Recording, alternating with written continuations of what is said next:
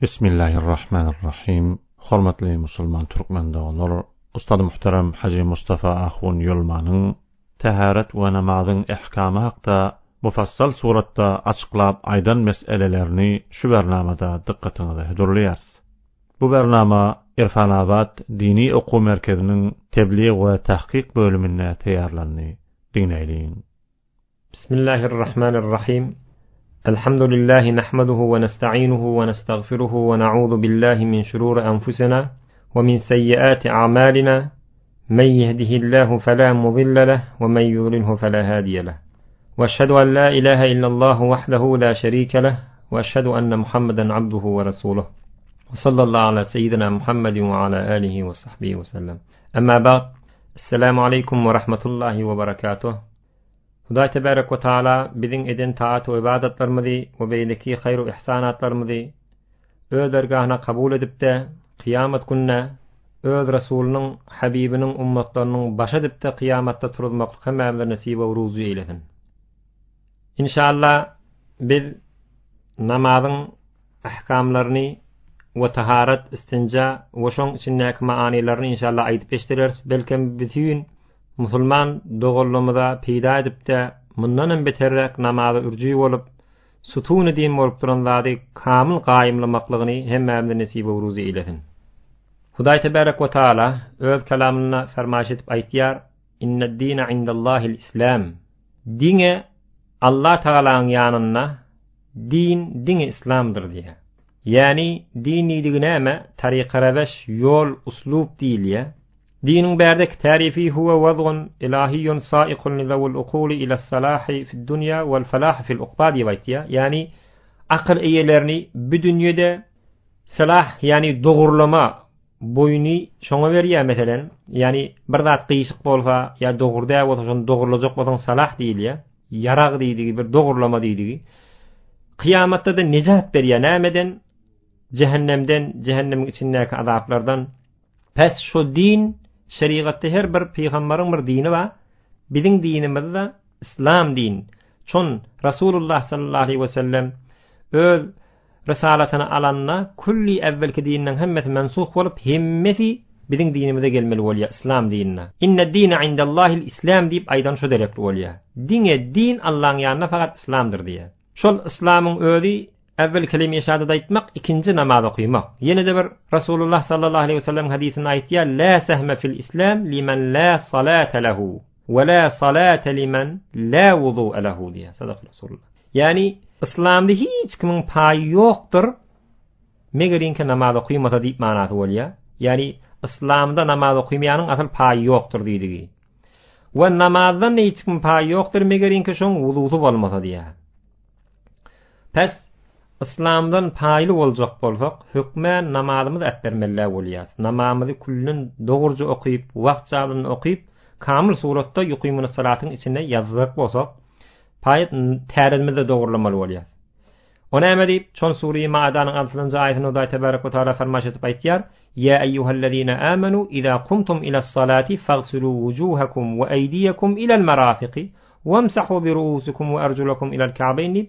Sadaqalalim ta ahirine çelikdiye. Yani ey iman getiren adamlar, her wagtki siz namazy irade edip namaz okuýmany şurup etjek bolaňyzda hükmen täret kılıň diýär. Çon fagsilu wujuhakum wa aydiyakum şoň namazyň tertiplerini aýtýar. Ýüzüňizi ýuwuň, eliňizi ýuwuň, tirsiňize çelli, kelleňize masgadyn.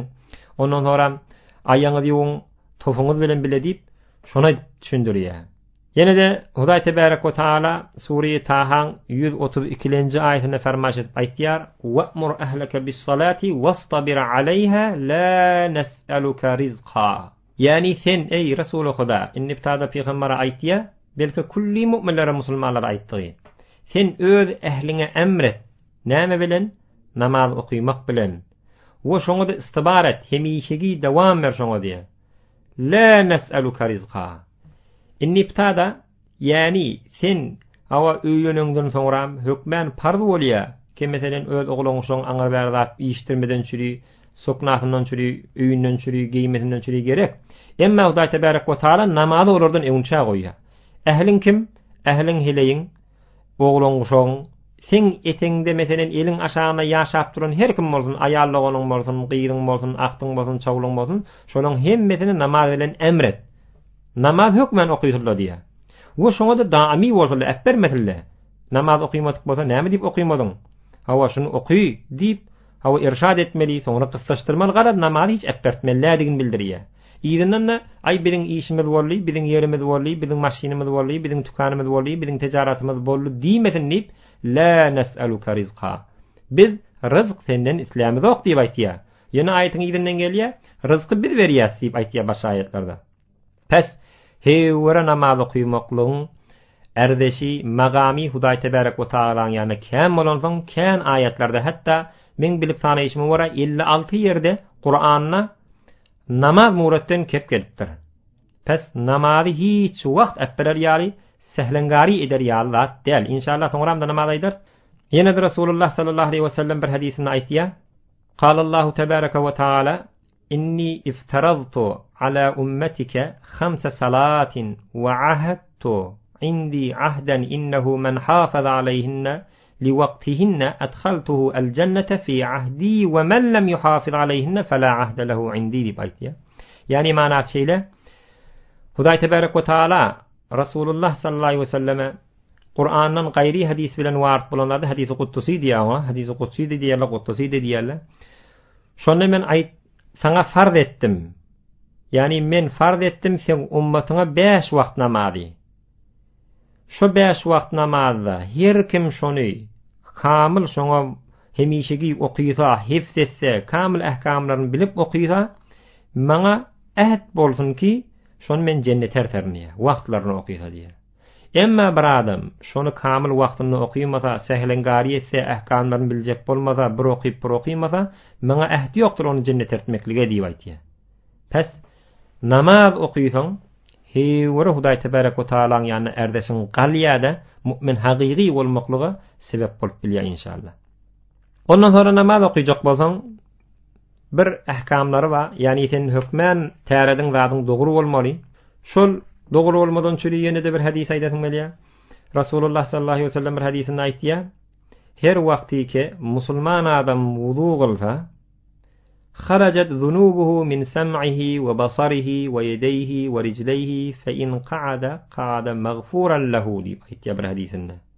Yani her bir musulman täret kılanna, namaz okuyjak bolup täret kılanna her a'zasyny ýuwanna şo suwuň dökülüşi ýalak günäler şondan dökülüp gider diýär.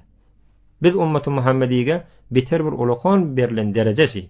Hatta namaz täret kılıp tökötdimi Hudaý tebarek we taala kulli günälerini geçen halatyny oturandyr diýär. Ondan soň ýene bir hadisinde Rasulullah sallallahu aleyhi we sellem aýtýar, miftahus salat el-wudu. Ya bir at-tuhur da diýip gelipdir. Yani namazyň açary hökmen wududur. Yani täret kılmak, iýin pak bolmak diýip aýtjak. Pes biz namazdan ewünçek hökmen iýin pak bolmak, taharet, üzüň arasalamaklyň hökmen bilmeli bolýar. Ona näme diýip bilmeli bolýar? Çon Rasulullah sallallahu aleyhi ve sellem yine bir hadisinde aýtýar: "İnnel amelel qalil ma'al ilmi yenfa'u ve innel amelel ketir ma'al cehli la yenfa'u." Yani azajyk etýän amelin ýöne şon kamil bilen suratyňda edasan kän saňa peýda berer diýär. Emma kän amel etýän, namaz okuýan, beýleki kän işler etýän ýöne ma'al cehli bilen hökümlerini bilen ok, näme gerekdigini bilen ok, nirde eňilmeli, nirde galmalygyny bilen ok, o la yanfaga pida bermer diye. Pes gerek biz her amel kılsak gerek ilmini bilip diye sohbetler aýryşan, pes şol amelin alımlaryny bilmeli bolýar.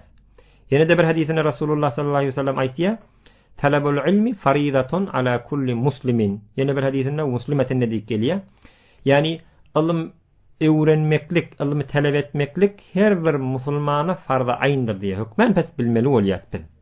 Pes inni namazyň ähkamlarynyň ewünçek taraty bilmeli bolsak, şu namazyň farz boljak bolanna biziň metin kitaplarymyzda namazyň daşynäki farz diýip aýtýar, namazyň içindäki farz diýip aýtýar. Namazyň daşynäki farzlara şaraitus salat diýilýär, erkanus salat. Yani şarait, yani namazy öz dogry boljak bolsa, şoňa gerek bolup duran şertler diýiligi.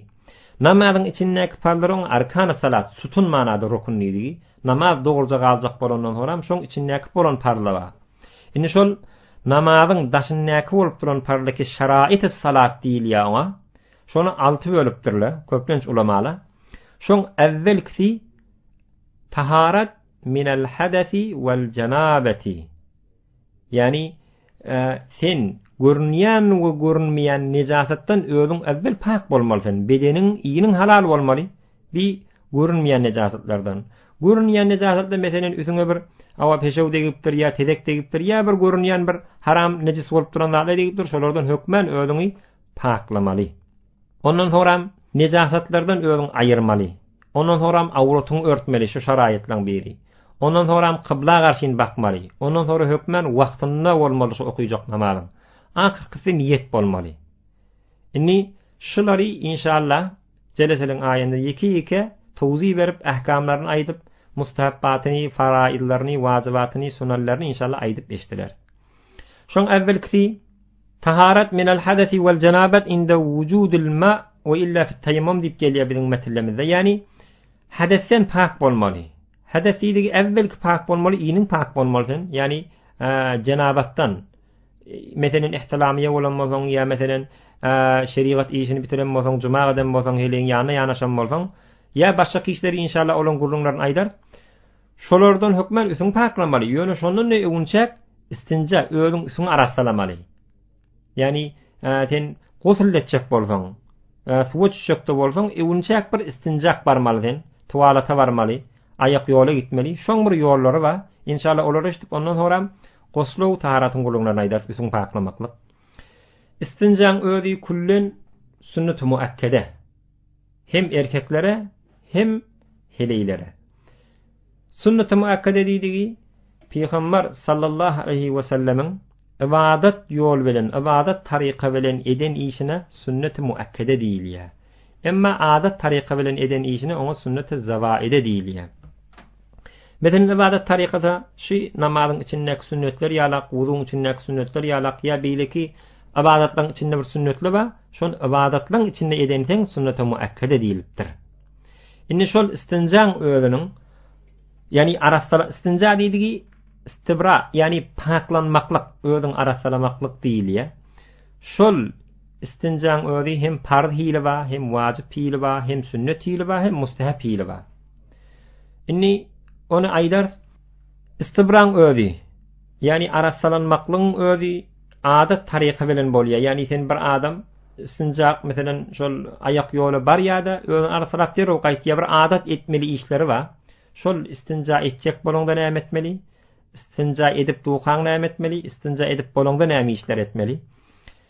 Meselen olokan sınja ya kişik sınja diýip aýdylýar. Oňa meselen baul diýilýär, gaýit diýilýär belki arap diline. Peşewet ýan ýa-da tedekliýän.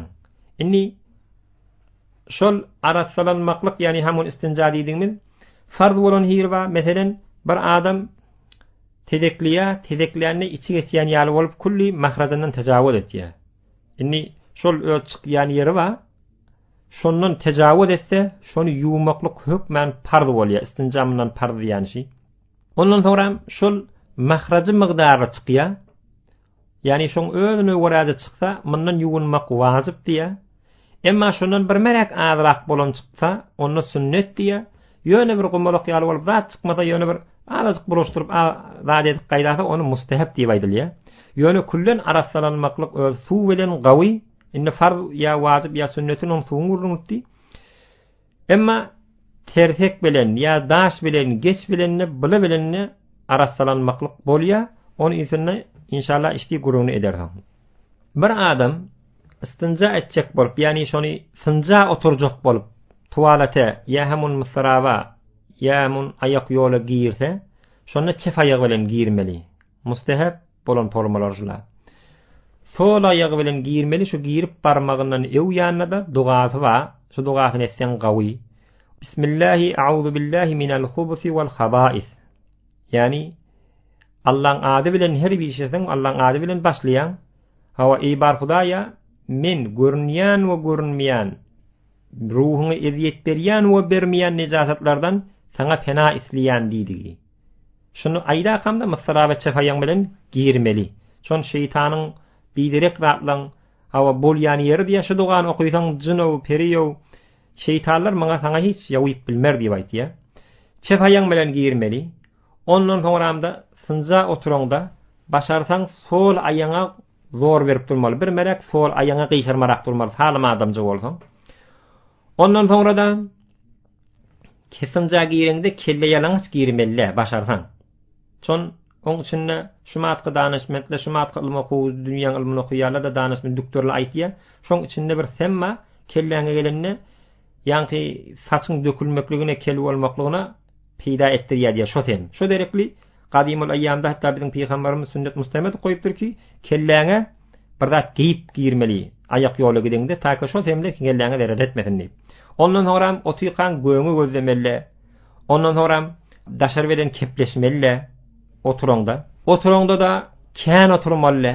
Ýani uluk oturmasaň gawy. Şon kän oturmaklyk ol bawatyr getirer diýär. Ýani şol makkadyňdan tedek çykýan ýerinden bir ýara dörýär, şoňa bawatyr liýilýär. Şoň ewine geçer, ýani şonu kärrak otursaň, sınjada şoňa sebep bolar diýär. Ondan soňram kıbla wagt oturmaly, kıbla arka da bermeli. Düz otursaň güne de bakmaly, aýa da bakmaly. Bir awraty meselen görünmejek ýerde, halka meselen awratyň köýkezmejek ýerden oturmaly. Indiki şol ayak ýolla kän halagly tuwaletde atla. Ondan soňram sınja edende başarsaň üsüňe degmejek ýerde oturmaly. Indi bu matly daşla zatla masalahdan çüri kamil gurulugly üsüňe degmejek bolan suratyny elhamdülillah bejerigli düzde turjak bolsaň bir çukurjyk etsen gawy diýe öňçe. Ýa çukurrak ýerde oturmaly ki üsüňe degdirmeli şonu. Ondan soňram oturaňda da sınja edip bolanda iki eliň ýuwsaň gawy suw bilen ýuwsaň. Eger ýok tersek bilen boljak bolsa meselen beter tajawuz etmek bolsa ýuwunny aýtdyk ol meselen daşyna çykmadyk bolsa tersek bilen näse arasalanjak bolsaň bir jegedekde ataranjak bolsaň bir jegedekde iki gedekde ýa iki gedek fark etmeýär. Adet bagyllar bizde 3 gedek bolanda sünnet bitýär diýen gurrun ýok. Hanefi mezhepde o ýok. Ondan soň emma suw bilen her halatda da ýuwulmaklyk gawy diýär eger suw tapylsa. Evvel eliň ýuwmaly, iki tarap, üç tarap ýuwsaň gawy diýär. Ondan soňram ýuwunmaly, ýuwunaňda da şony olokon tedek bolsa, ortaky barmak bilen ýuwsaňda bor.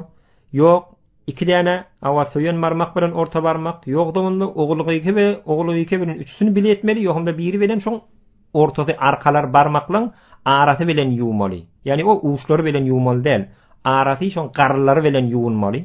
Özünde ne miqdar ýuwmaly? Ta paklanýançan. Bir gedek bolsun, 10 gedek bolsun, ona wagt bellenmeýär. Ýani bir gedekde ýuwmaly, iki gedek ýuwmalýan gurrumyz ýok Hanefi mezhepde. Begirinki o waswasy bolup duran, ay men arasalanmadym, ay men näme boldum diýen adama görä, ony üçden edafa ýuwmaklyk gawurmaýar şeriatda. Şon ola waswasy bir olakon dert diýen meren on ewine geçmeli. Ondan soň ýuwunup bolanda, ýani desmal ýaly bir parça zat ýaly arasalanmaklyk bu da mustahab. Şon oňsyna hafazat kalmasylykdan şüphesi gaçýar diýe. Bir de peşewden meselen arasalanmakda näme? Peşewden ýuwunaňda şoň damarlaryny aňyrdan gelýän gasyň eteginden gelýän damarlaryny şon kullen sirigdirmeli. Meselen kullen gittirmeli. Indi oňda ýol nädirep? Adata wara. Bädiyle turup aýagyny urur diýe. Bädiyle ýok ýürüýür. Bädiyle 40 gadam belläpdir, 40 gadam sınja edip bir arasalanma ýene 40 gadam ýürüýmeli. Ýa-da 100 gadam ýürüp ýamaşap ýene de bir arasalanmaly ýa bir gatyra geler diýip diýe. Şony mustahab edip goýupdyrlar. Bädiyle de arçynar edip diýe, özüne zor berip damarlaryny gyzyp çykarar diýe. Bädiyle de şonu gyzyp zat goýmar diýe.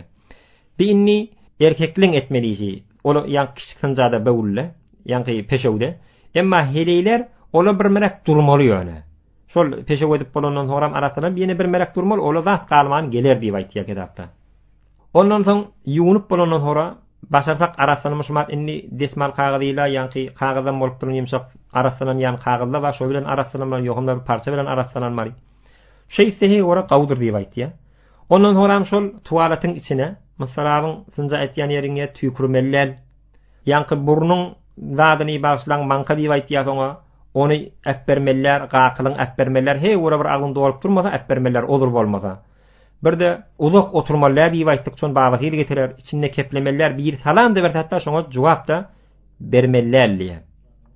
Ondan sonra tedekleyen adam şonu kitabın içine vura hey vura öğüne zor verip hava şol damarını bir melek hava çıkyan yerini tedin çıkyan yerini çevirmerek edip içinde ne olsa şonu eli bilen yuup araslanmalıya. Ondan sonra sağ bilen yuumalyal, sağ bilen su akıtıp sol eli bilen yuumaly. Ondan sonra hava araslananya yankı ayçıma diyalak hava eger meselen şeket yanmasa onu tökönünden yuup bundan sonra gidip aylanar 40 kadam ya 100 kadam yürüyönden sonra gelip yamaşap yine bir araslanarlar. Yok, eger öyle arçınmaklığı bilen araslanmaklığı hükmen şonu araslanam olayma deyip şon Peygamber sallallahu aleyhi ve sellem'in bir hadisi var. İstenzehu anil bawl fe inne amet azabal kabr minhu deyiptir. Siz hükmen peşevden araslananın çünkü kavra varangı ingi güýçli azap berilecek zat peşevdendir deyiptir. Pes peşevden hükmen gawadyp araslanmaly bolýar. Ondan sonra araslanıp yankı suratlardan tökönümden sonra yuunup da edip araslanıp gurdamdan sonra çıkýar, çıkamada da şu dogany etsen gawy. Elhamdülillahi'llezî ezhebe annil eza ve afani. Yani ey bar Hudaýa sana şükret diýen ki menden eziyet azar ayırdın we maňa afiyet berdin. Onu näme diýip çonky şol peşewde edilýän işle ýa-ki içine bewrüň ýygnaýan zady içindäki bolup duran ganyňdaky semleri bedene zererli bolup duranlar arassalya o. Azut diýen näme diýen kän semler bar ki şumat özi ulumy doktorluğunda da şol belli bolugulda danışmanlıkda şola kullen aýrylýar. Pes şola aýrylyrmy eziyet bolýar. Meriçilik bolýar. Şonu aýyrdyň. O maňa afiyet, saglyk berdiň maňa diýip şükretmeli. Ol yuwunup bolandan sonra da yamaşadan yeni elini 3 bödek yuwmak bu da mustahap. Yuwunup da ondan sonra awa çefaýaň bilen giýirdiň. Çykjak bolanda sagaýaň bilen çykýaň.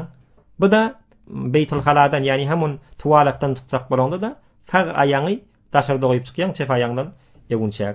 Şu bilen inşallah istinjan gurruny tökönni. Inni inşallah täredin wuduň kılman gurrunlaryny inşallah endiki jelesde aýdar. Wassalamu aleykum we rahmatullahi we berekatuh. İran'ın Türkmen Sahra ýurduna ýerleşen Irfanabad dini okuw merkezi jaýynyň teýýarlan bernamalarynyň ýene birini dinlediňiz. Eşdipde kän haýyrlanan bolmaňyzy beýik Allahyň huzurundan arzu etýär.